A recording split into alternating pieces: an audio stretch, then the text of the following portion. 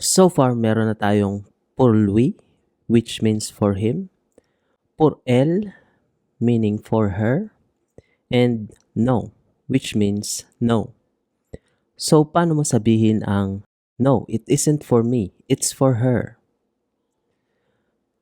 Non, ce n'est pas pour moi, c'est pour elle.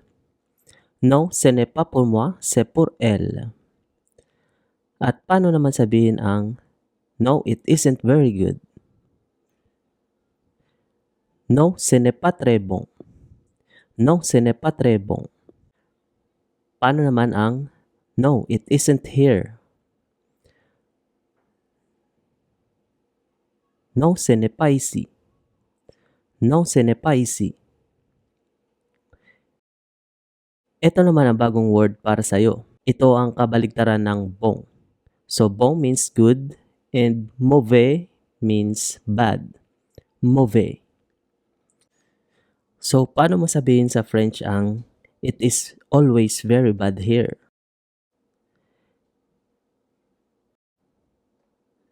C'est toujours très mauvais ici. C'est toujours très mauvais ici. At paano naman ang it isn't bad but it isn't perfect?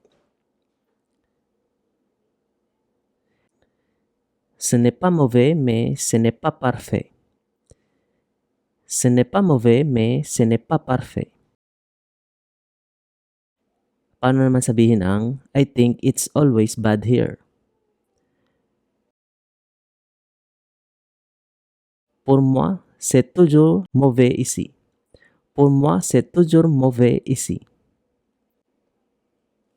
Paano naman ang it's delicious but it's very bad for me?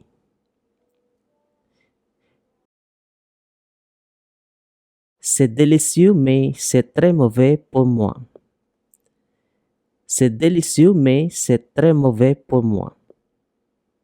Ito naman ang word na siguradong mahuhulaan nyo. Le restaurant. Le restaurant. Ibig sabihin, the restaurant. Le restaurant. Le is the, at syempre, restaurant means restaurant. Le restaurant.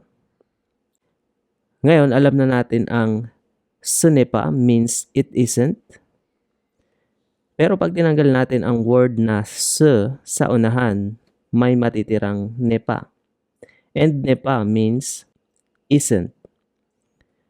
So, paano sabihin sa French ang the restaurant isn't here?